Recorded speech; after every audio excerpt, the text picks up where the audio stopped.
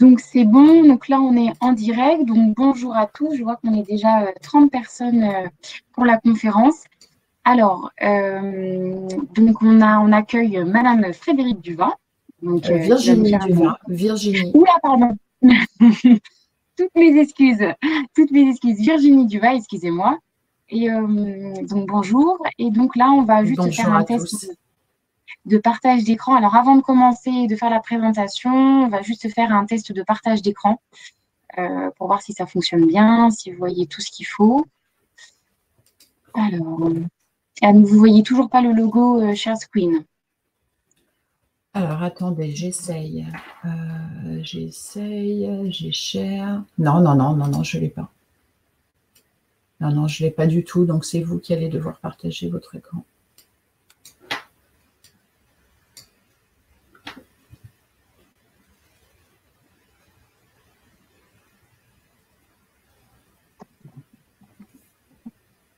Est-ce que vous pouvez partager? Est-ce que ça fonctionne? Donc, moi, je vais essayer de partager, oui. Non, je ne comprends pas, je ne l'ai pas. C'est bizarre.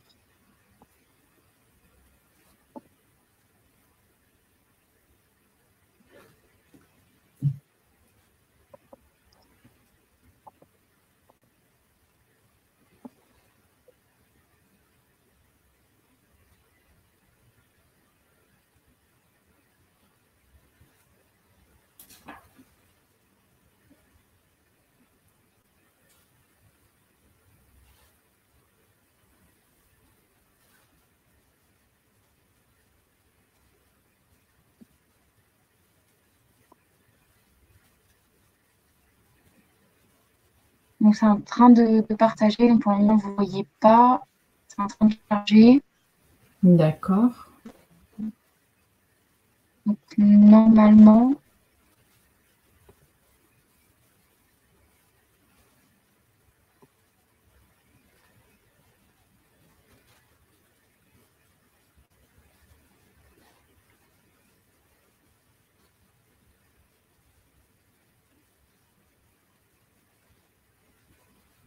que vous voyez la présentation Non, j'ai un écran noir. à l'écran. Et ici, Toujours si pareil. vous voyez un écran noir, Ouais, j'ai un écran noir, ouais. parce que pourtant, je fais bien le partage. Donc, moi, je le vois, hein, l'écran, c'est un peu bizarre.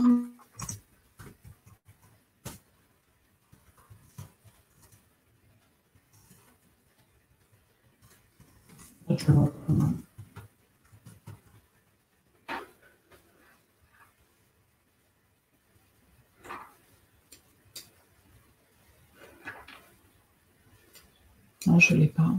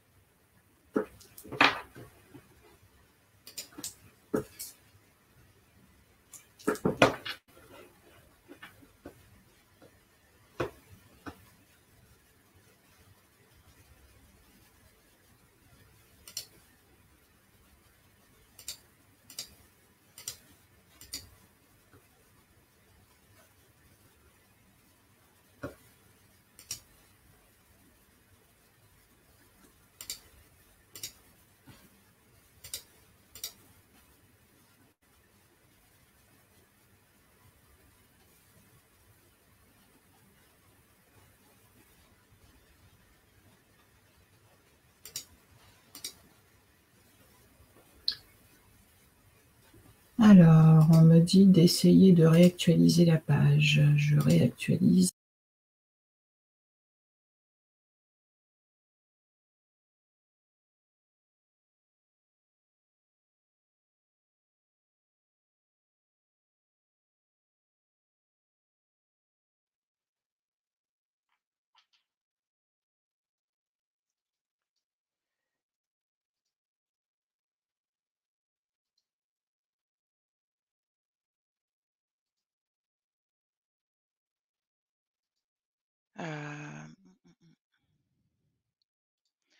Ouais, c'est toujours pareil. Vous êtes là?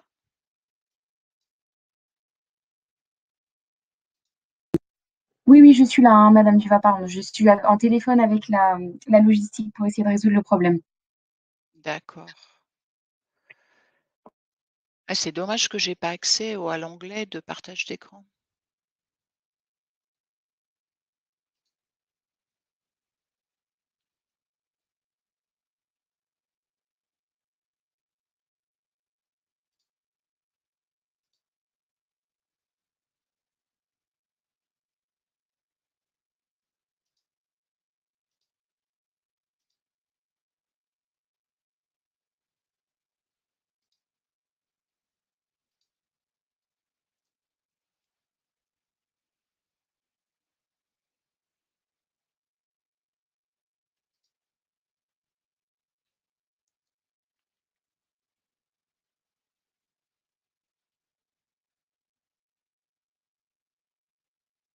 Alors là, je vois votre écran.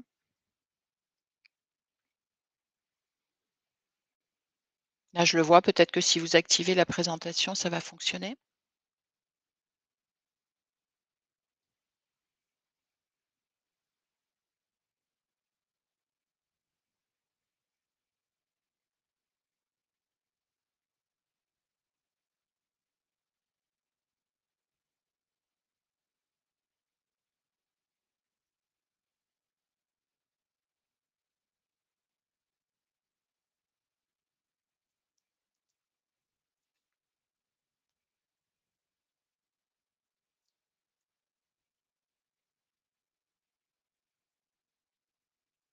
Alors là, je vois plus votre écran.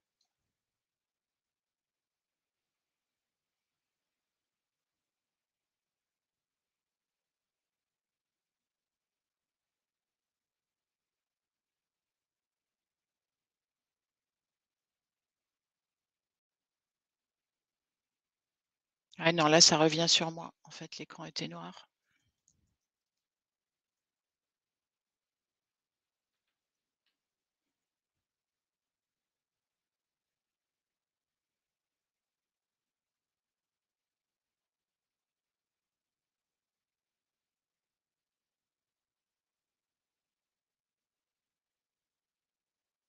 Je peux faire un appel vidéo. Alors, est-ce que c'est bon, Madame Duva? Est-ce que vous le voyez? Parce que moi, je le vois là sur l'écran. Vous le voyez? Bah écoutez, moi, c'est noir. Mais l'écran est noir, vous ne le voyez pas? Ouais, Parce que moi, je ouais, vois bien les. complètement. Complètement, j'ai un écran noir, hein. Ah, nous, c'est un écran noir. Alors que Vous pourtant, ouais, moi, je le vois.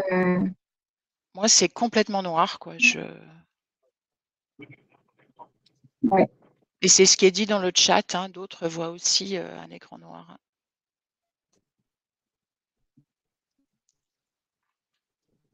écran noir. Alors que, Ouais, ouais, alors tout que le monde pourtant, a un écran pourtant, je noir. partage bien le PowerPoint.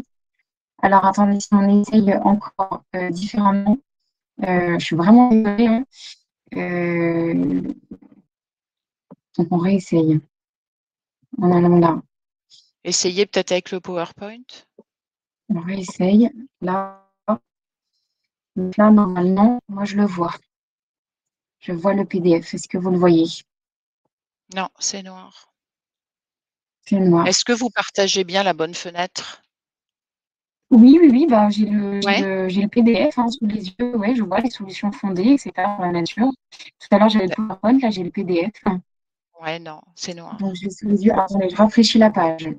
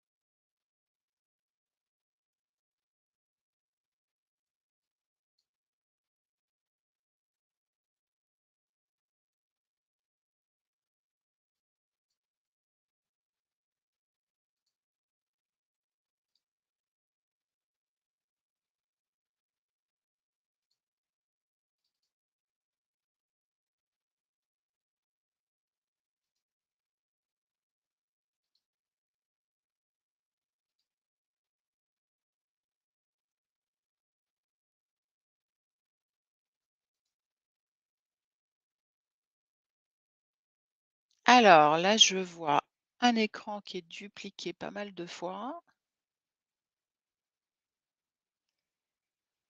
Peut-être que si vous activez le diaporama, on va y arriver. Voilà, là, on le voit. Maintenant, il reste à le mettre en format. Ah, bah là, il a disparu. Ouais, là, il reste à le mettre en format.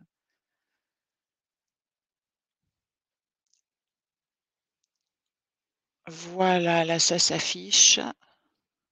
C'est un peu pixelisé, mais ça s'affiche. Vous m'entendez?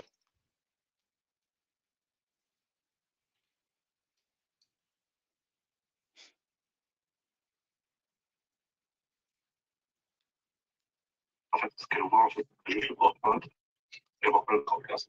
Parce que si elle met le podcast, on va Est-ce voir. que vous voyez mon écran? Est-ce que vous voyez le PowerPoint là? Ouais, C'est je le bon? vois. Ouais. Ok. Donc moi, par contre, je peux pas vous voir. J'ai que le PowerPoint, donc je vais laisser mon micro et puis je vais me débrouiller pour la phase des questions avec un autre ordinateur. Donc si vous voyez l'écran, c'est parfait. Et est-ce que Voilà, vous voyez les slides que j'utilise? c'est juste assez pixelisé, mais c'est pas grave. Ok, donc on va D'accord. repartir sur la diapositive, la première, s'il vous plaît, puis du coup, bah, je vous dirai quand on change de diapo. Merci beaucoup. Donc c'est parti. Ok, ça marche. Alors, moi, je m'appelle Virginie Duval, donc je suis professeure de géographie à l'Université de La Rochelle et j'ai l'immense privilège de travailler sur les petites îles tropicales et sur donc les questions de risque côtier et d'adaptation au changement climatique. Donc, cette présentation va porter sur celle qu'on appelle les solutions fondées sur la nature. Et donc, la question à laquelle je vais répondre est la suivante. Est-ce que les solutions fondées sur la nature sont de bonnes solutions pour s'adapter au changement climatique sur les territoires littoraux? Alors, diapo suivante. Du coup, je vais répondre à cette question donc à travers sept questionnements successifs. D'abord, on va voir finalement ce que recouvrent les solutions fondées sur la nature, où est-ce qu'elles se placent dans le paysage des solutions. Ensuite, on se demandera finalement quelles sont les raisons qui nous invitent aujourd'hui à les utiliser.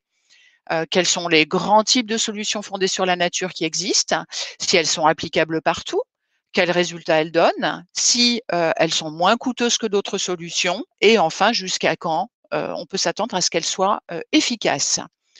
Alors, diapositive suivante. Alors, de quoi est-ce qu'on parle exactement quand on parle de solutions fondées sur la nature? Je voudrais dans un premier temps donc vous rappeler les différents types de solutions qui existent, repasser par ce portefeuille des solutions. Donc le portefeuille des solutions permettant de faire face aux risques d'érosion côtière et de submersion marine. C'est bien de ces deux-là que je vais vous parler puisqu'on est sur le littoral. Ces solutions sont globalement au nombre de 7. Donc la première, c'est celle qui est représentée sur cette photographie, consiste finalement à constater que le problème est là, l'érosion se produit, mais à ne rien faire. On peut décider de ne rien faire. Par exemple, si on a de vastes espaces naturels à l'arrière du littoral en recul, et si on estime que finalement, ça vaut pas le coup de mettre en place des interventions techniques importantes. Diapositive suivante. La deuxième solution, allez-y encore s'il vous plaît. Voilà, ça va venir. Voilà, la deuxième solution qu'on peut appliquer face à l'érosion et à la submersion, c'est la protection lourde, qui consiste à mobiliser l'ingénierie technique côtière pour finalement résister aux aléas naturels. Diapositive suivante.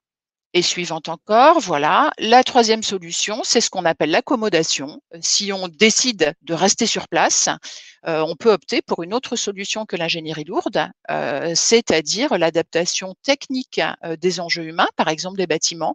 Comme vous le voyez ici, là on est dans le Pacifique à Kiribati où les gens construisent depuis très longtemps leurs maisons sur pilotis pour que justement les ondes de les ondes des petites tempêtes qu'ils connaissent puissent passer dessous sans engendrer de dommages. Donc ça, c'est l'accommodation. Ensuite, solution suivante, on change de diapo.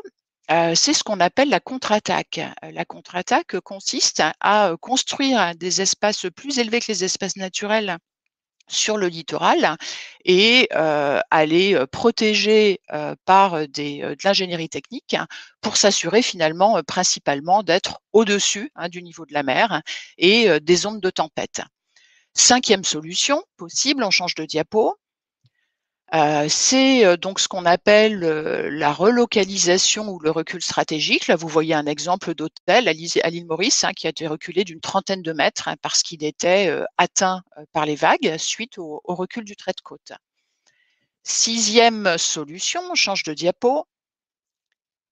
Ce sont donc celles dont je vais vous parler aujourd'hui et qui s'appellent donc les solutions fondées sur la nature. Vous voyez sur la photographie de droite la situation avant l'intervention et sur la photographie de gauche la situation avant l'intervention technique et sur la photographie de droite la situation après intervention technique. Alors, ces solutions fondées sur la nature, qui sont donc illustrées par ces photographies, peuvent être définies comme des actions de 4 types, donc qui visent à protéger des écosystèmes naturels au titre du service de protection côtière que ces écosystèmes naturels rendent aux sociétés humaines, ou à gérer de manière durable ces écosystèmes, ou encore à les restaurer, ou enfin à en recréer, dans le but bien sûr de réduire les risques côtiers. On parle donc de solutions fondées sur la nature, ou encore, autre concept utilisé pour désigner ce type d'action, c'est ce qu'on appelle aussi l'adaptation fondée sur les écosystèmes. On utilise leur gestion pour réduire l'exposition et la vulnérabilité des sociétés et des écosystèmes au changement climatique. Vous entendrez aussi parler d'ingénierie écologique ou encore d'infrastructures vertes. Et plus récemment, un autre concept a émergé, celui de contribution de la nature aux sociétés humaines, qui désigne à nouveau l'ensemble des services que la nature rend aux sociétés et qui permet justement d'améliorer le bien-être de ces sociétés humaines. Dernière solution, c'est l'enlèvement d'ouvrages de défense qu'on observe sur un certain nombre de sites et qui peut d'ailleurs être une étape préalable à la restauration d'écosystèmes, ici d'une plage, et donc une étape préalable à la mise en place de solutions basées sur la nature.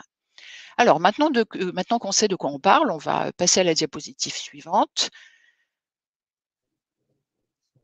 Voilà, pour finalement voir que ce portefeuille de cette solution que je viens de vous présenter est un portefeuille de solutions qui peuvent être mobilisées séparément les unes des autres ou de manière combinée. Vous voyez ici la recréation d'une plage à l'île Maurice, sur la côte ouest, au-devant d'un village et d'une route côtière. Et vous voyez qu'on a ici appliqué ce qu'on appelle une solution hybride, c'est-à-dire que l'on a à la fois créé une plage là où il n'en existait pas, donc on a utilisé le portefeuille solutions fondées sur la nature, mais pour s'assurer que cette plage finalement soit durable, on a construit 2 épis de stabilisation de la plage à ses 2 extrémités. Et enfin, pour éviter tout risque de submersion, on a construit un mur anti-submersion à l'arrière de la plage. Donc, c'est un exemple de combinaison. Diapositive suivante. Cette diapositive vous montre que on peut s'amuser à combiner des solutions de types différents, mais qu'on peut aussi combiner des solutions basées sur la nature. C'est ce que l'on fait ici sur un autre site de l'île Maurice, sur lequel il est donc vient d'être installé un récif artificiel qui va protéger la plage de l'énergie des vagues. Au-devant, donc entre ce récif artificiel et la plage, il y a une opération de restauration de l'herbier marin. Donc là, on agit sur un second écosystème. Et enfin, à l'arrière, comme vous le montrent les 2 photographies de droite, la plage a été restaurée par rechargement artificiel, donc apport de sable, replantation de végétation. Donc dans ce cas-là, on agit finalement sur 3 écosystèmes. On recrée un récif corallien, le récif actuel étant très fortement dégradé, on restaure l'herbier marin et on restaure la plage. Diapositive suivante. Alors, ce recours aux solutions fondées sur la nature traduit une évolution importante de nos sociétés et finalement un changement de philosophie. On passe de cette volonté de contrôler la nature à tout prix par des solutions d'ingénierie technique qui ont un coût financier élevé à une autre vision finalement du futur. Qui consiste à adopter une perspective beaucoup plus écosystémique et non plus ingénierique, et à essayer de s'appuyer sur les processus naturels pour faire face aux pressions climatiques. Diapositive suivante. Alors, ça nous amène donc à ma deuxième question. Pourquoi recourir aux écosystèmes pour s'adapter? Il y a 2 principales raisons à cela. La première est que, aujourd'hui, on constate que l'ingénierie lourde, l'ingénierie technique, qui a été la solution prépondérante, hein, à peu près partout dans le monde jusqu'à maintenant, montre de sérieuses limites. Alors quelles limites, plus précisément? Sa première limite, c'est que finalement, on a constaté, face à des événements, relativement, intenses, par exemple comme l'ouragan, Katrina qui a touché la Nouvelle-Orléans en 2005 ou la tempête Xynthia qui s'est abattue sur la côte atlantique française en 2010 ou encore l'événement Fukushima au Japon sur lequel je vais revenir dans un instant, donc qui date de 2011. Ces événements ont montré que finalement, l'ingénierie lourde, ne constituait pas, une solution sûre, hein, à 100 même quand les ouvrages étaient bien conçus. Or, dans de nombreuses parties du monde, les ouvrages lourds sont souvent, mal conçus, sous-dimensionnés, mal entretenus et donc encore moins efficaces. À cela, il faut ajouter qu'ils ne sont jamais calibrés pour les événements les plus extrêmes qu'on peut être amené à connaître. Ils sont, conçus pour faire face à ce qu'on appelle l'événement de référence, hein, qui est, l'événement qui a un taux d'occurrence centenal et qui n'est donc jamais, l'événement le plus fort, que l'on peut connaître. Enfin, finalement, ces ouvrages lourds ne nous protègent pas des effets en chaîne, qui peuvent se déclencher. Le tsunami à Fukushima a engendré un accident nucléaire, hein, avec toutes les conséquences, que vous connaissez bien. Ce qui veut dire que, ces ouvrages finalement, ne permettent pas de faire face, à une partie du risque. Il y a donc des risques résiduels, ils ne sont pas totalement protecteurs. Le deuxième point, la deuxième limite de la protection lourde, c'est qu'à côté de ça, elle accroît la vulnérabilité des territoires aux événements extrêmes parce que, comme les populations sont à l'arrière, hein, d'ouvrages de défense qui sont massifs, qui sont vraiment visibles dans le paysage, ces communautés côtières ont tendance à penser qu'elles sont protégées. Et du coup, ça leur donne finalement un faux sentiment de sécurité qui peut, en situation extrême, inciter les gens à ne pas vouloir évacuer, les zones qu'ils habitent parce qu'ils se pensent protégés. De la même manière, les acteurs, publics, considèrent aussi, en général qu'à l'arrière de ces ouvrages, ils peuvent poursuivre le développement économique, la construction, hein, puisque ces zones sont perçues, finalement faussement, je viens de vous le montrer, comme étant protégées. Point suivant. Alors, on s'aperçoit aussi aujourd'hui que ces ouvrages lourds sont de moins en moins rentables. Pourquoi? Parce qu'il faut les entretenir de manière régulière et ça a un coût. Parce que dans ce contexte de changement climatique dans lequel on assiste à une élévation continue du niveau de la mer et un renforcement de l'énergie des vagues, il faut les rehausser et les renforcer. Ça a un coût. Ce sont des coûts qu'on n'avait pas anticipés et qui croissent finalement au fil du temps, hein, au fur et à mesure que l'on construit de nouveaux ouvrages sur les côtes. Point suivant. Ces ouvrages se mettent aussi à poser des problèmes sociaux. La question qui se pose, c'est mais qui va payer? Est-ce que toutes les communes doivent payer ou seulement les communes littorales? Suite au passage de la tempête Xynthia en France en 2010, on a créé un impôt, hein, pour de 40 € par ménage pour aider à financer ces ouvrages, mais on sait que ces 40 € ne vont pas être suffisants. Et aujourd'hui, la réfection, hein, et le renforcement de ces ouvrages, on ne sait toujours pas qui finalement le financera.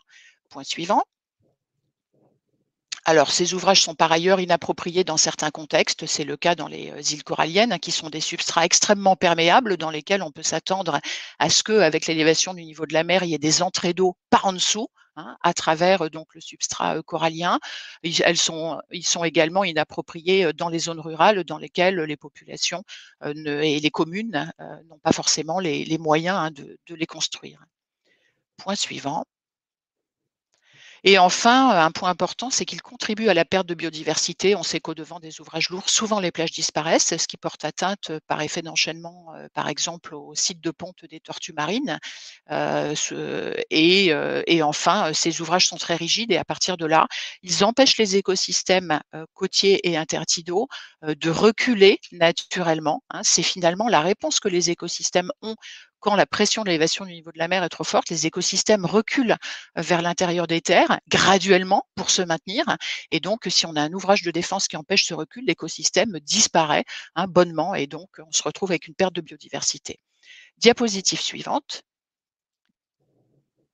Alors, la deuxième raison de s'appuyer sur les solutions fondées sur la nature, c'est que ces écosystèmes côtiers et marins nous rendent un service écosystémique extrêmement précieux, qui est le service de protection côtière. Ce service de protection côtière, il est ici illustré par une île corallienne, hein, c'est le type d'environnement dans lequel je travaille, c'est pour ça que je l'ai choisi. En quoi il consiste? Il consiste d'une part en une atténuation des vagues et des ondes de tempête. Ici, vous voyez la friction des vagues sur le plateau récifal. Ce sont les points 2, 3 sur le petit schéma. Donc les écosystèmes freinent et amortissent ces vagues de tempête, donc réduisent par là même leurs impacts en termes d'érosion, submersion et l'ensemble des dommages qu'elles pourraient causer. On sait par exemple qu'un récif corallien va réduire la hauteur des vagues de 70%, c'est fondamental, les herbiers marins de 36% et les mangroves de 31%. Deuxième point, ces écosystèmes peuvent, c'est par exemple le cas des marais maritimes sur nos côtes, constituer de vastes zones d'écrêtage des submersions marines et des inondations, donc stocker ces eaux de submersion et à partir de là, permettre de les gérer. Enfin, troisième point, certains de ces écosystèmes, c'est le cas des récifs, des mangroves et des marais, ont la capacité de croître, de se développer verticalement et à partir de là, de compenser l'élévation du niveau de la mer, c'est-à-dire finalement d'annuler ces effets à la côte. Et ça, c'est particulièrement précieux aujourd'hui. Diapositive suivante. Alors, on a la preuve que ce service de protection côtière est déjà actif aujourd'hui, est fonctionnel et opérationnel. Quand on voit, par exemple, passer un cyclone et qu'on constate que ce cyclone va engendrer un gain d'altitude de la zone côtière. C'est ce que vous voyez ici, sous l'effet de la destruction mécanique des coraux sur le front récifal, du transfert des matériaux arrachés sur le front récifal par les vagues jusqu'aux plages. Et donc, on a un phénomène de dépôt, d'accumulation sur le littoral. J'ai pu observer donc dans l'atoll de Farquhar aux Seychelles un gain d'altitude de 60 cm de la crête de plage. C'est ce que vous voyez sur la photographie en haut à gauche, suite au passage de ce cyclone. Diapositive suivante. Alors, ce n'est pas un cas exceptionnel. Maintenant, là, on va faire un petit tour à Saint-Martin dans la région Caraïbe, où vous voyez sur la photographie de gauche une plage qui a été créée suite au passage du cyclone Irma en septembre 2017, sous l'effet à nouveau de la destruction des coraux sur dans la zone de croissance récifale, sur le récif et sous l'effet donc du transfert de ces coraux sur la côte. C'est ce que vous voyez sur donc la photographie de gauche, et à droite, vous voyez un exhaussement de la crête de plage, donc un gain d'altitude d'1,65 m, qui est la taille de ma collègue Natacha, donc lié à cet événement. Donc on sait que ce service fonctionne, et donc l'idée avec les solutions fondées sur la nature, c'est justement de l'utiliser. Diapositive suivante. Alors en revanche, on sait aussi que sur les côtes sur lesquelles les écosystèmes côtiers ont été fortement dégradés par l'homme, par exemple ici à Saint-Martin où on a complètement défriché la zone côtière, on l'a débarrassée de sa végétation indigène, naturelle, résistante aux cyclones, pour planter des cocotiers et d'autres espèces ornementales. Dans ces secteurs-là, on sait, parce qu'on le constate à chaque événement, qu'on a des dommages beaucoup plus importants, un recul du trait de côte beaucoup plus marqué. Diapositive suivante. Avec des phénomènes d'érosion des sols, d'ouverture de dépression, comme vous le voyez sur les photographies du milieu, et puis avec des dommages bien sûr qui sont extrêmement forts aux routes, aux habitations et à l'ensemble des aménagements côtiers. Diapositive suivante. Là où l'homme a détruit en particulier la végétation côtière et aplani les dunes pour construire, comme on l'a fait dans la Belluca à Saint-Martin, que vous voyez ici, les événements extrêmes génèrent aussi de forts phénomènes d'ensablement qui remplissent les piscines, qui remplissent les résidences, qui empêchent du coup les gens, après l'événement, de sortir de chez eux, parce qu'il y a des accumulations de sable extrêmement importantes devant les bâtiments. Et donc, voilà, tout cela pour dire que ce service de protection côtière, il reste fonctionnel là où les écosystèmes n'ont pas été trop dégradés. Il n'est plus fonctionnel dans d'autres cas, dans lesquels, pour le coup, les risques côtiers sont fortement aggravés en cas d'événements extrêmes en particulier. Alors, on continue avec la diapositive suivante.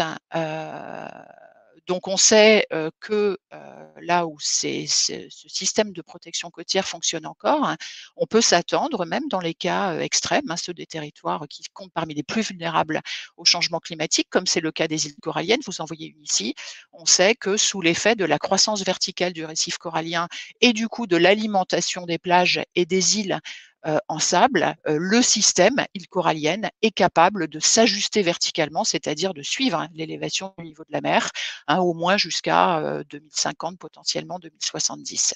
Diapositive suivante. Donc aujourd'hui, c'est déjà un fait, hein, qu'on bénéficie de ce service. En bénéficient le plus les îles tropicales, qui sont très très fortement dépendantes de l'écosystème récifal et des mangroves en particulier.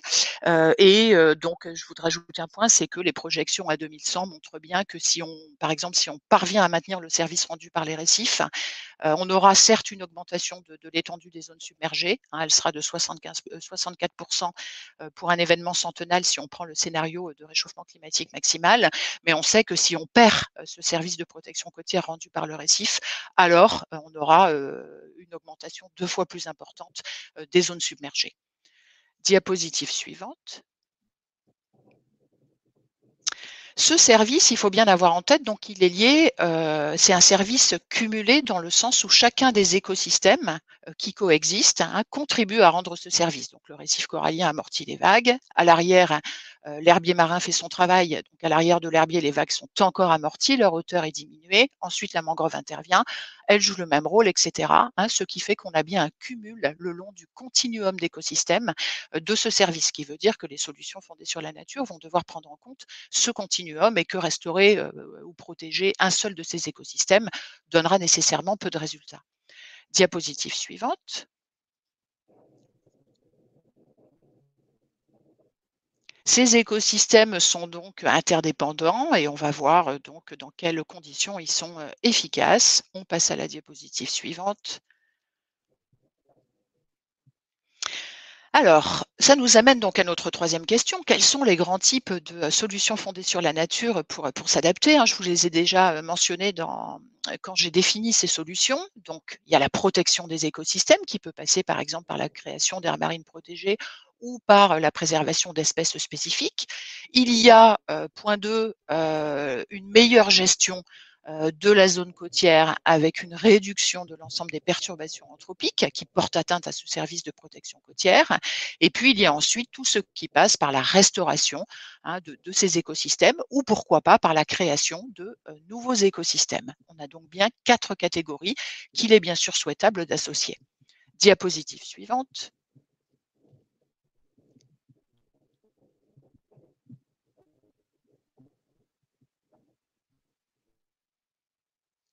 Diapositive suivante.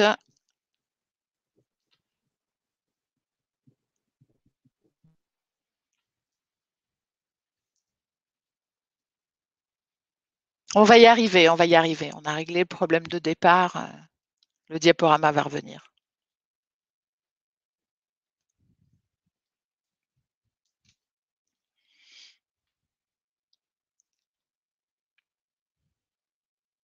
Le virtuel ne vaut jamais le direct, en voilà une preuve de plus.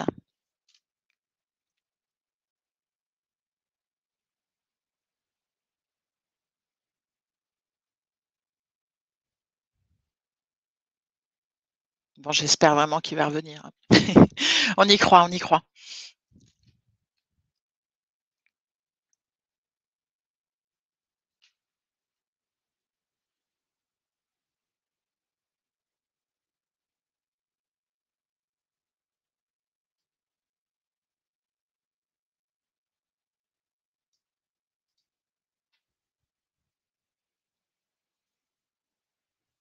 Bon, vous y croyez vous aussi, vous qui m'écoutez et qui êtes toujours là. Merci d'être toujours là. Je suis vraiment désolée qu'on ait ces problèmes techniques, hein. Ça donne quelque chose d'un peu haché. Mais bon, parfois ça arrive, hein. Parfois ça arrive.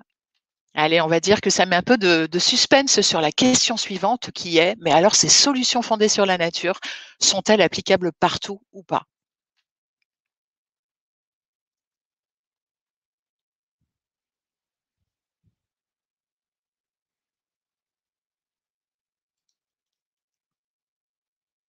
Ça marche.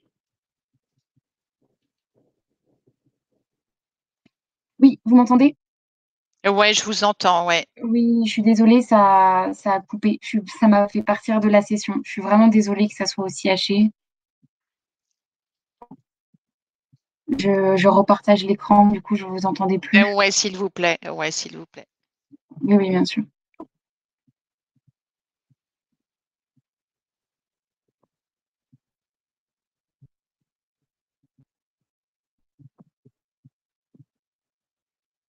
Donc, normalement, dites-moi Alors, si c'est bon. Mais je pense diapo qu'on en suivante. était loin. Diapo suivante. Alors, du coup, voilà, ça nous mène à cette… ouais, non, celle d'avant, s'il vous plaît. Ça nous Oui. amène donc à cette 4e question. J'espère que tout le monde m'entend et voit le diaporama. Donc, à cette 4e question qui est, mais alors, ces solutions fondées sur la nature, est-ce qu'elles sont applicables partout ou pas? La première chose qu'on peut dire, c'est que techniquement, bah non, elles vont pas être applicables partout parce qu'elles exigent de l'espace. Quand on voit la situation de New York aux États-Unis ou de Malais aux Maldives, on comprend bien que là, ça va être extrêmement compliqué. Par exemple, pour Malais qui déborde déjà sur son récif corallien jusqu'à la limite du récif corallien, ça va être impossible, par exemple, de recréer une mangrove ou de recréer un récif corallien puisque les aménagements ont déjà finalement empiété sur l'espace qui est nécessaire pour les écosystèmes. Diapositive suivante. La deuxième limite de ces solutions fondées sur la nature, c'est que pour être pleinement efficaces, elles exigent du temps. Vous voyez ici une mangrove qui vient d'être plantée. Et cette mangrove, pour qu'elle atteigne son stade de maturité et qu'elle soit efficace, il va lui falloir, suivant les régions, entre 5 et 20 ans. Donc ça veut quand même dire que pendant un certain laps de temps, les humains qui vivent à l'arrière du littoral, à l'arrière de la mangrove, ne seront pas protégés. Donc il y a quand même ce problème-là qui se pose. On va continuer avec la diapositive suivante.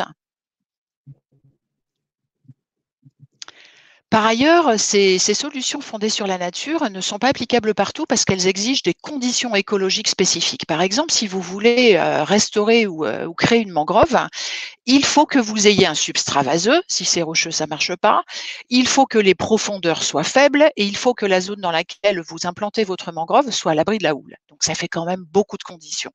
De la même manière, pour un récif corallien, eh bien, il faut que les eaux côtières aient une certaine qualité, sans quoi le récif que vous pourriez restaurer ou créer mourrait tout de suite et donc l'opération serait un échec.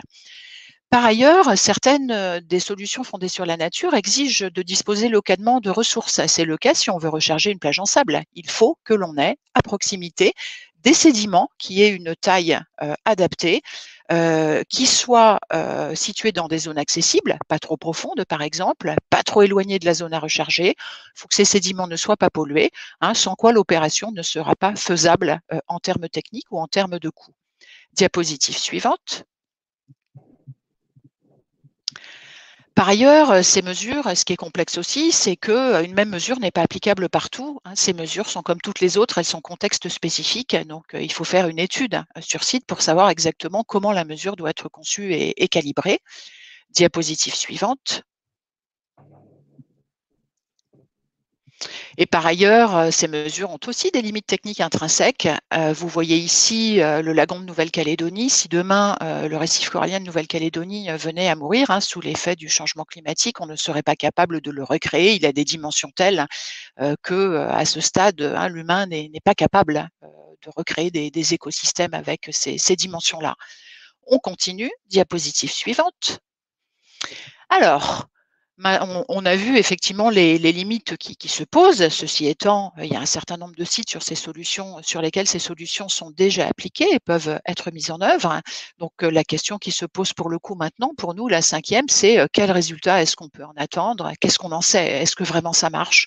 Est-ce que ça marche bien ou pas? Alors, ce qu'on peut en dire d'abord, c'est que on a quand même un recul relativement limité sur l'efficacité technique de ces solutions parce qu'elles sont relativement récentes.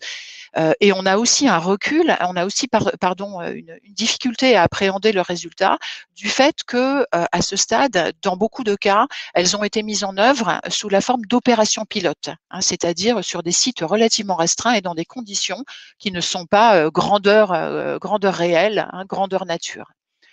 Diapositive suivante. Par ailleurs, on en est vraiment au tout début des travaux de modélisation qui évaluent leur efficacité potentielle face aux pressions climatiques et à des pressions anthropiques qui elles-mêmes sont évolutives. Et on le sait bien, les modélisateurs font ce qu'ils peuvent, mais c'est extrêmement difficile de modéliser la réalité dans toute sa complexité avec des conditions qui seront évolutives au fil des décennies. Diapositive suivante. Alors, on a néanmoins deux possibilités pour essayer de dire quelque chose des résultats qu'elle donne. La première approche, c'est d'évaluer les expérimentations qui ont été mises en place jusqu'à maintenant pour essayer d'apprendre par l'expérience qui est en train de se construire et d'en tirer des leçons. Pour ce faire, en fait, on utilise des grilles d'évaluation comme celle que vous voyez ici. En vert, c'est tout ce qui a trait à l'efficacité technique de la solution.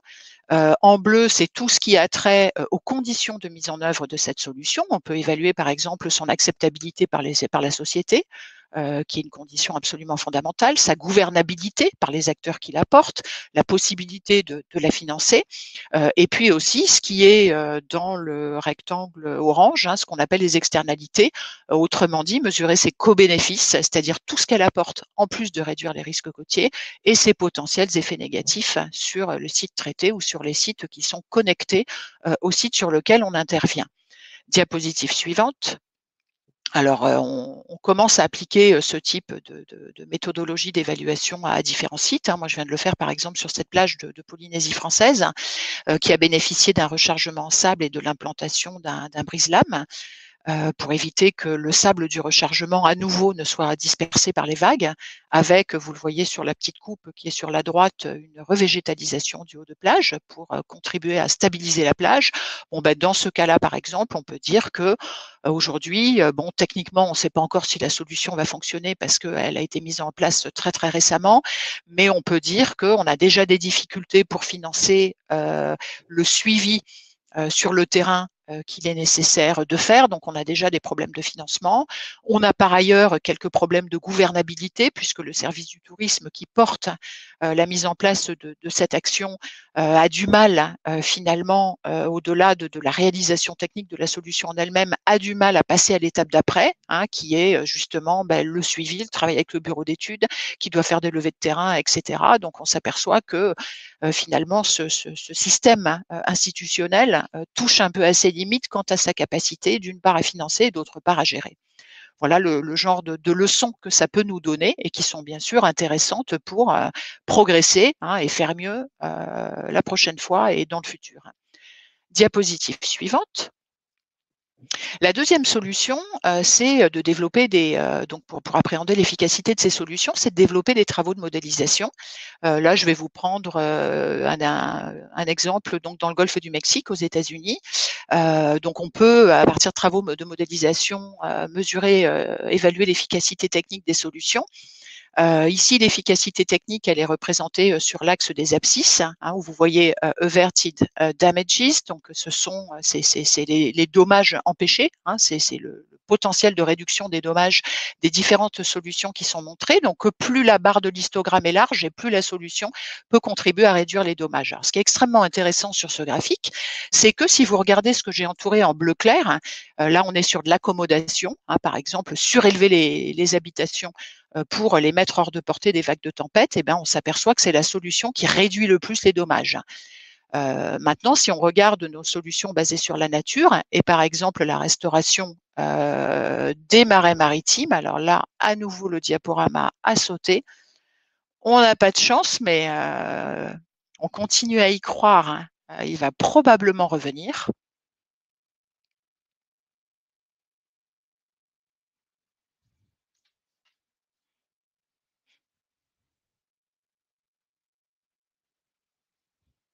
Je suis vraiment désolée qu'on soit coupé comme ça.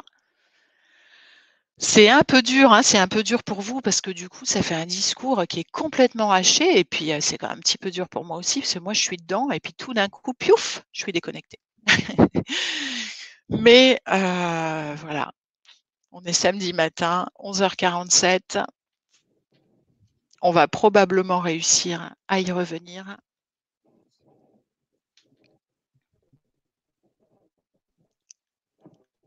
Pour poursuivre, revoilà l'écran donc qui revient. et sur lequel donc je voulais vous montrer que nos solutions basées sur la nature, qui sont donc représentées en bleu, hein, donc là on regarde la largeur des barres de l'histogramme, finalement on voit qu'elles ont un bon potentiel, elles ont une bonne efficacité technique, elles ont un bon potentiel à réduire les risques. C'est intéressant. Et elles ont un potentiel, vous voyez, tout aussi intéressant que une autre solution qui est la défense lourde, qui est représentée ici par l'encadré rouge, local levies, hein, donc ce sont des digues. Vous voyez, elles sont finalement elles sont capables de faire concurrence, hein, aux ouvrages lourds en termes d'efficacité pour certaines d'entre elles. Hein, ici, par exemple, pour la restauration des marais. En revanche, si on regarde tout à fait à droite de ce graphique, vous voyez Beach Restoration West Coast. On voit que sur la côte ouest, la restauration des plages, ça donnerait carrément pas grand-chose. Hein. Donc ça montre bien à nouveau, ça met en évidence le fait que ces solutions fondées sur la nature, oui, certaines d'entre elles, dans certains contextes spécifiques, peuvent donner d'excellents résultats en termes de réduction des dégâts. Et ça montre aussi que une même solution, Beach Restoration, là sur ce graphique, donnerait de meilleurs résultats sur la côte est que sur la côte ouest, donc que le contexte local influence considérablement l'efficacité technique de la solution. Diapositive suivante. Alors, là, ce qu'on va regarder maintenant, c'est la hauteur, non plus la largeur, mais la hauteur des barres de l'histogramme qui nous donne des renseignements sur le rapport coût-bénéfice des solutions. Et là, à nouveau, ce qui est intéressant, c'est qu'on voit que nos solutions fondées sur la nature, qui sont en bleu, elles ont un rapport coût-bénéfice, hein, qui est vraiment très bon. Par rapport à d'autres solutions. Elles ont un meilleur rapport coût-bénéfice, par exemple, que les digues que je mentionnais précédemment, et elles ont un bien meilleur rapport coût-bénéfice que l'accommodation, pour laquelle vous voyez que le rapport coût-bénéfice est extrêmement faible. Alors vous pourriez me dire, oui, mais elles ont elles ont un moins bon rapport coût-bénéfice que la mise en place de sacs de sable sur le littoral. Et oui, mais les sacs de sable, vous voyez que la barre de l'histogramme, elle est assez mince, hein, ce qui veut dire que ouais, ça coûte pas cher, mais en fait, ça protège pas beaucoup, quoi. Donc, on sort de là avec l'idée que ces solutions sur la nature peuvent véritablement constituer, hein, une solution efficace quand elles sont bien conçues. Diapositive suivante. Alors, ça nous amène à la 6e question.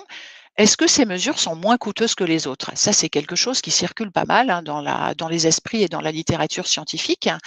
On considère souvent que finalement, elles exigent assez peu de matériaux, assez peu de technicité, potentiellement de la main-d'œuvre, par exemple pour replanter de la mangrove, et que au résultat, du coup, elles vont être bon marché. Ouais, c'est vrai que le diaporama apparaît en tout petit, je suis d'accord, chez moi aussi, mais c'est peut-être, je ne sais pas, pour limiter le risque qu'il saute à nouveau. Alors voilà, on nous dit souvent qu'elles sont moins coûteuses que les autres. Est-ce que c'est vrai ou pas? Alors oui, aux Maldives, il y a des calculs qui ont été faits. Faire du récif artificiel, ça coûte 3 fois moins cher que faire du brise-lames. À Hawaï, ça coûte 10 fois moins cher. Diapositive suivante. Donc c'est vrai, mais on va devoir nuancer cette idée-là. Parce que ça dépend vraiment des ressources des territoires et ça dépend aussi des acteurs porteurs de solutions fondées sur la nature. Par exemple, à Mayotte, replanter de la mangrove, ça coûte pas cher, mais les associations villageoises qui le font n'ont pas de véhicule pour accéder au site. Et ça se traduit par le fait que souvent ces associations villageoises plantent des mangroves au plus près du village et parfois du coup dans des zones qui ne sont pas du tout adaptées pour une replantation de mangroves, tout simplement parce qu'elles n'ont pas la capacité de se déplacer et de déplacer les planteurs jusqu'à de meilleurs sites. Donc ça montre bien que ok, ça coûte pas cher de planter de la mangrove, mais que si on n'a pas de véhicule, et les véhicules ça a un coût, eh bien on va pas pouvoir le faire. Diapositive suivante. Sur cette question du coup,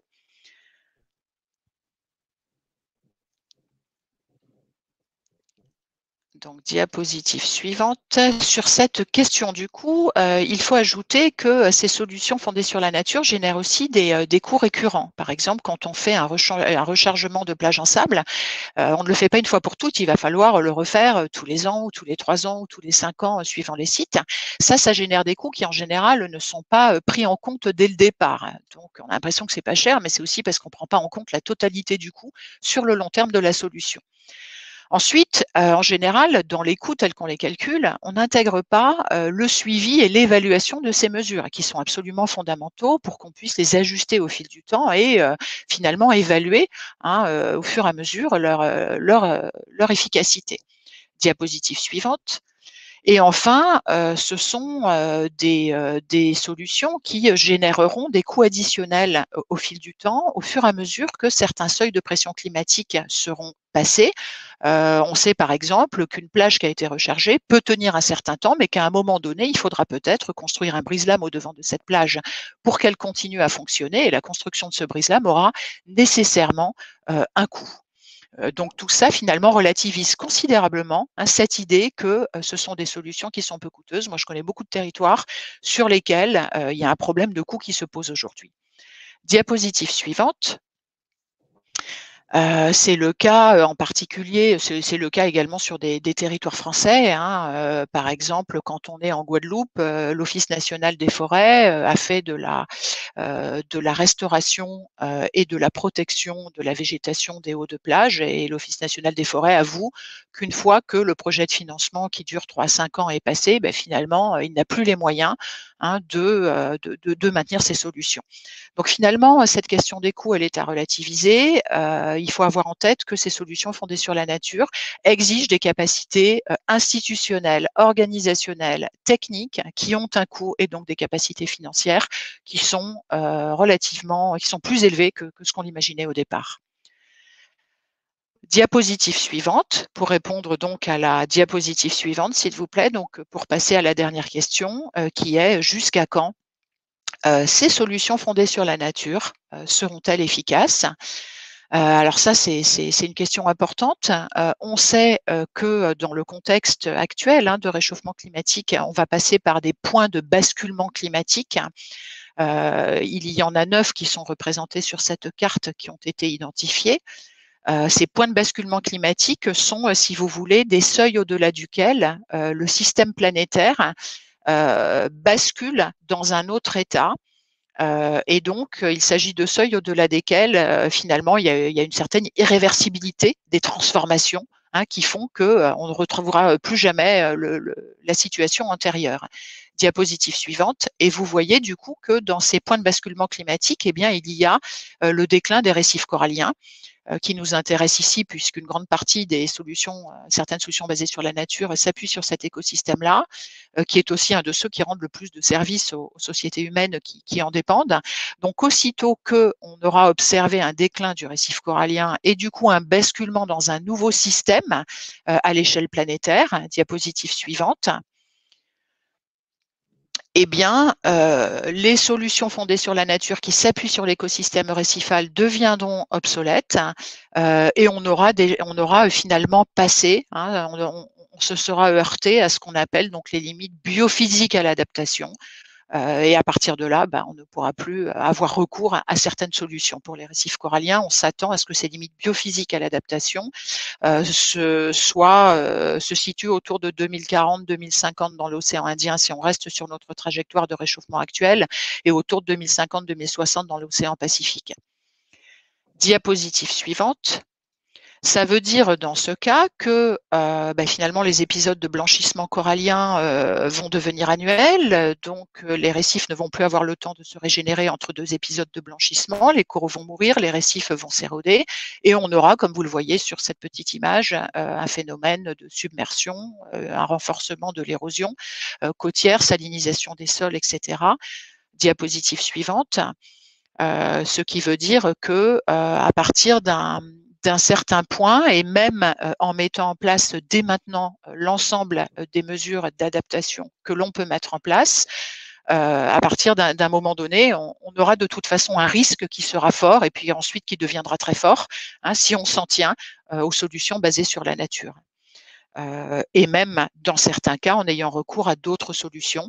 On a par exemple estimé avec un groupe de collègues qu'à partir de 2100, ça deviendra compliqué sur des îles coralliennes, même en utilisant l'ingénierie lourde, de maintenir des populations dans une situation acceptable. Diapositive suivante. Alors, cette diapositive-là, elle vous montre donc en vert, entre maintenant et le milieu de siècle, qu'on se trouve finalement jusqu'à peu près 2050, dans la période dans laquelle les solutions fondées sur la nature connaîtront leur efficacité maximale.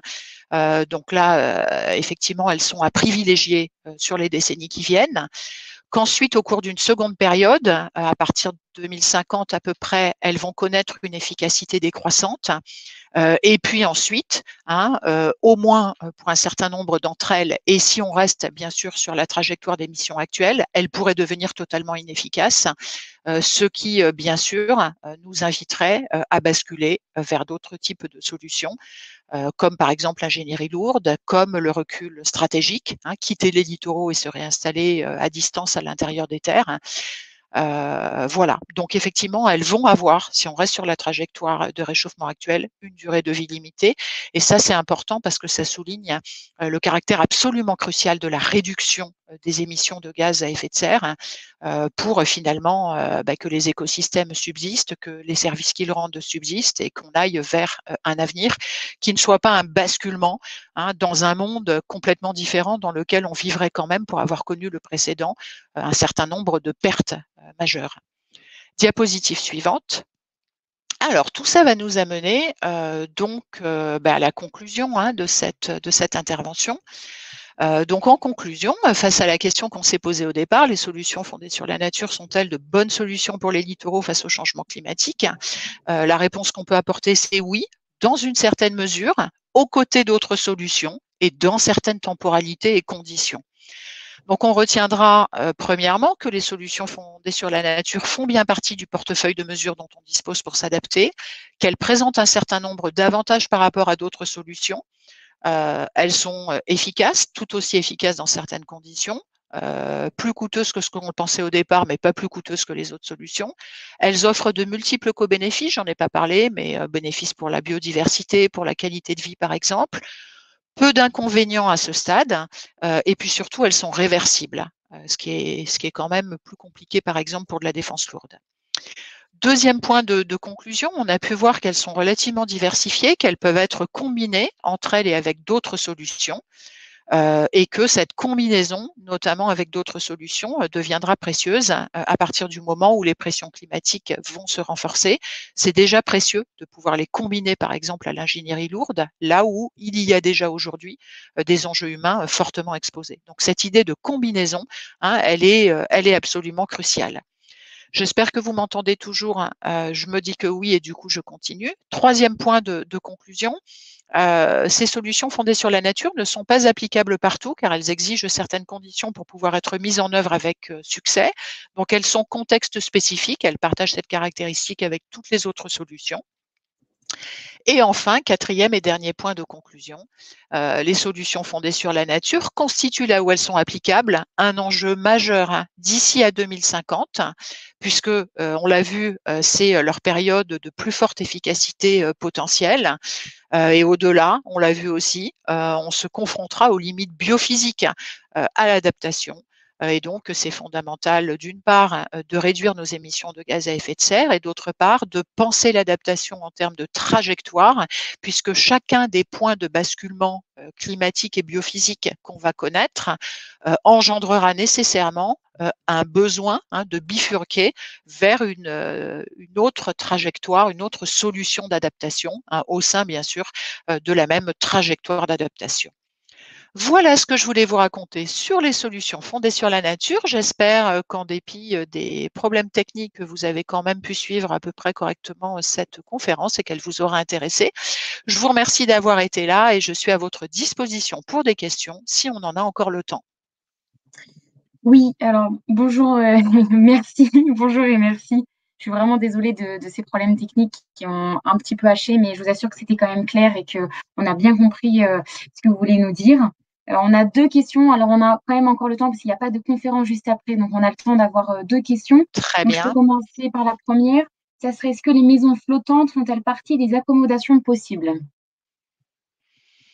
Alors oui, tout à fait, les maisons flottantes, les îles flottantes aussi, hein. Il y a des concepts d'îles flottantes qui ont été imaginés, par exemple, pour la population de Kiribati ou de Tuvalu ou des Maldives. Maisons flottantes, îles flottantes, ouais, ça fait partie de l'accommodation puisque ça fait partie de l'adaptation technique de l'habitat.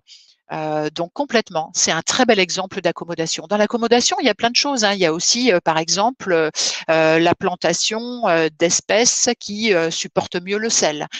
Donc il y a un travail, par exemple, sur les caractéristiques génétiques des plantes. Voilà, donc ça touche finalement tous les moyens d'adapter ce qui est sur le littoral, que ce soit les maisons, que ce soit les cultures, que ce soit le tourisme, que ce soit l'ensemble des activités et des enjeux humains. Très bien, merci. Et donc la dernière question, existe-t-il des exemples de SFN réussis ou au contraire ayant montré leurs limites sur les littoraux français métropolitains et particulièrement méditerranéens?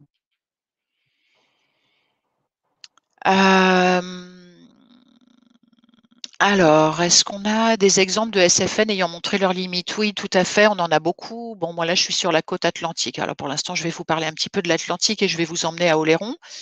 Sur l'île d'Oléron, depuis très longtemps, les acteurs locaux ont choisi, pour faire face aux risques d'érosion et de submersion, ils ont choisi de recharger les plages en sable et de protéger la dune. Du coup, ça veut dire que ces SFN, elles sont utilisées depuis les années 80 pour le rechargement en sable, 80-90, hein, et elles ont même été mobilisées avant. On les appelait pas comme ça parce qu'on n'utilisait pas ce concept, mais on protégeait déjà la dune, on replantait déjà des zoyas sur la dune, on installait des ganivelles pour éviter le piétinement et la déstructuration des massifs dunaires. Donc on les utilisait déjà. Et on s'est par exemple rendu compte lors de la tempête Oxynthia en février 2010 qu'on a de vastes zones d'habitation à l'arrière de plages rechargées en sable, à l'arrière de dunes protégées, finalement, qui ont été submergées. Donc, c'est la preuve que ces solutions n'ont pas été suffisantes pour faire face à une tempête de l'intensité d'Oxynthia. Donc, voilà un exemple d'échec, je dirais. Mais on a aussi de beaux exemples de succès, puisque on a des zones dunaires qui sont entretenues avec succès, que ça soit sur la côte vendéenne, que ça soit sur la côte aquitaine. On a des bourrelets dunaires qui sont très efficaces et qui ont jusqu'à présent arrêté la totalité des tempêtes et permis aux zones habitées qui sont à l'arrière de ne pas être endommagées. Donc on peut dire qu'on a déjà aujourd'hui une large palette de solutions fondées sur la nature qui ont fonctionné ou qui ont montré leurs limites. On a les deux situations. Sur la côte méditerranéenne, on a un exemple qui est extrêmement intéressant, c'est le couplage sur les plages du Petit Grand Travers. Il y a donc eu une relocalisation de la route côtière. Donc là, on est sur dans notre portefeuille de solutions, la mobilisation de ce qu'on appelle le recul stratégique. On a reculé la route qui était très fortement menacée parce qu'elle était trop près de la mer. Donc, elle a été reculée, et ce qui a permis de restaurer le cordon dunaire, de le renforcer. Et donc là, on a un très bel exemple de combinaison de recul stratégique, relocalisation et solutions fondées sur la nature. Et donc, aujourd'hui, ça a permis de mettre cette route côtière sur une portion de son tracé à l'abri des événements météo marins. Donc, c'est une belle opération. Et ce type d'opération est en train d'être réfléchi pour être systématisé, pour être étendu, et justement sur la côte méditerranéenne. Là, il y a différents projets qui sont en cours pour systématiser ces premiers essais et vraiment les déployer d'une manière beaucoup plus ambitieuse. Donc on est quand même en marche vers une mise en œuvre plus importante de ces solutions fondées sur la nature. Voilà, donc on a de beaux exemples français. C'est en train de prendre de l'ampleur. C'est en train de prendre de l'ampleur, oui, tout à fait. Et la société d'aujourd'hui, grâce à ces jeunes, grâce à vous en particulier, y croit beaucoup. Il y a quand même une évolution des mentalités et une attention plus forte à la qualité de vie et à la qualité de l'environnement, et l'acceptabilité sociale de ces solutions augmente, parce que petit à petit, les uns les autres prennent conscience que finalement un littoral qui serait intégralement fortifié nous ferait perdre énormément de choses en termes de paysage, en termes de qualité de vie, en termes d'activité, d'usage qu'on peut déployer sur le littoral. Très bien. Alors maintenant, 2 dernières questions. On va essayer d'être assez succinct. Donc, vous avez bien expliqué les solutions qui étaient basées sur la nature, quels étaient contextes spécifiques. Mais alors, à quel horizon de temps pouvons-nous être sûrs que la solution est pérenne? Horizon de 5 ans, 20 ans, 30 ans ou plus?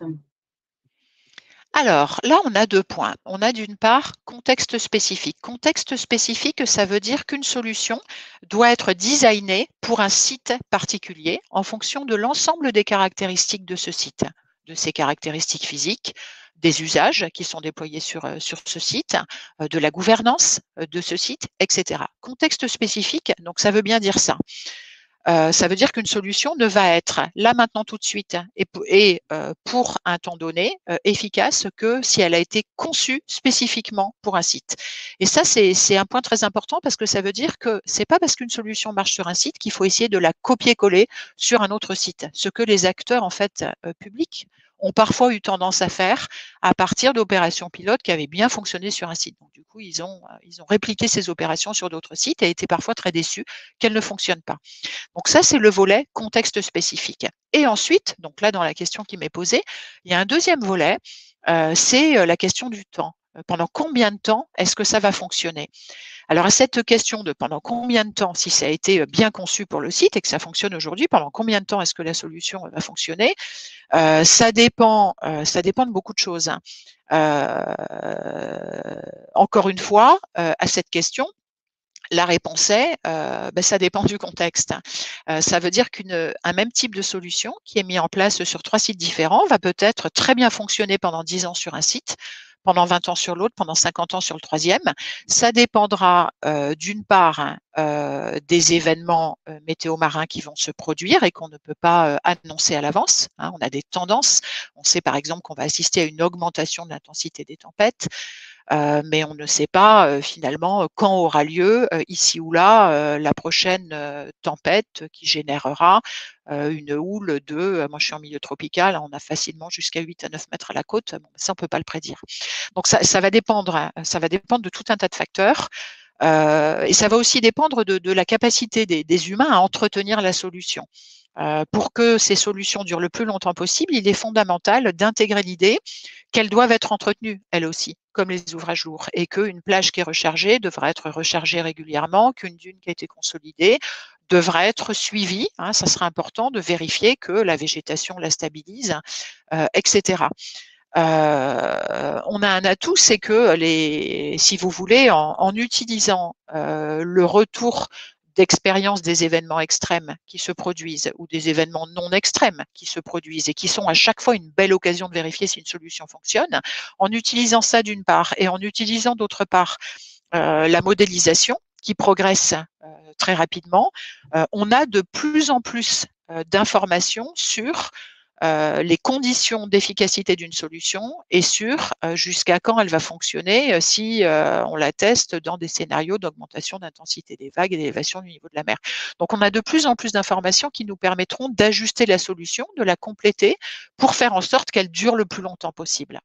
Mais il faut s'attendre à devoir intervenir régulièrement et compléter les solutions, les renforcer, y compris les solutions fondées sur la nature. Et c'est pour ça que la clé réside dans la capacité de mettre en place un système de suivi et d'évaluation efficace de ces solutions. Oui, merci. Une dernière question qui est un petit peu plus alarmante sur le fait que à quel niveau de développement on est aujourd'hui sur ces SFN. Donc, on a dit aujourd'hui, c'était encore en cours de développement, que c'était encore de prendre de l'ampleur. Mais la question est plutôt sur le fait de est-ce que le temps qu'on déploie ces solutions à l'échelle industrielle, est-ce que ce ne sera pas déjà trop tard? Est-ce qu'elles ne vont pas déjà devenir obsolètes? Le temps qu'elles se mettent bien en place, au final, c'est déjà trop tard. Donc, on remercie aussi pour cette conférence qui est très intéressante. Et on s'arrêtera avec cette question. Alors, c'est une très belle question, merci. C'est une excellente question. Alors, face à cette question, qu'est-ce que je peux répondre? Alors, je peux d'abord répondre que ce n'est pas déjà trop tard, en fait. Moi, j'accompagne un certain nombre d'acteurs dans différentes parties du monde dans la mise en place de solutions de ce type et on sait que ce n'est pas trop tard. Ce n'est pas trop tard et on a, comme j'ai essayé de vous le montrer, on doit exploiter au mieux les prochaines décennies pour mettre en place ces solutions à plus grande échelle que ce qu'on l'a fait jusqu'à maintenant, parce que elles vont jouer un rôle absolument crucial dans le maintien de notre qualité de vie, et elles vont aussi jouer un rôle crucial dans notre capacité à vivre cette expérience assez folle qu'on va vivre ensemble et qui s'appelle la transformation de la vie des humains sur le littoral. On va vivre une transformation très importante puisque si on continue, si on reste sur notre trajectoire d'émissions actuelle, à un moment donné, on sera obligé de reculer considérablement sur un certain nombre de sites, ce qui est quand même une révolution territoriale extrêmement importante.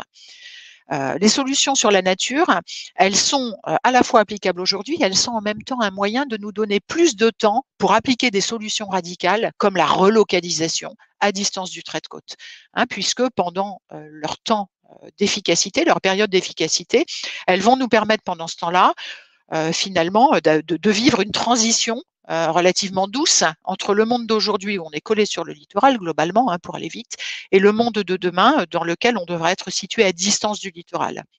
Donc, elles sont aussi une solution glissante vers d'autres solutions, comme la relocalisation qu'on ne peut pas mettre en place du jour au lendemain. Alors bon, pour l'instant, elles ne sont pas obsolètes. Ceci étant, il est vrai, je ne vais pas vous mentir, il est vrai que sur certains sites, par exemple, sur lesquels l'élévation du niveau de la mer est déjà très rapide, je prends le cas de Tuvalu dans le Pacifique où le niveau de la mer monte de 5 mm par an, ce qui est beaucoup.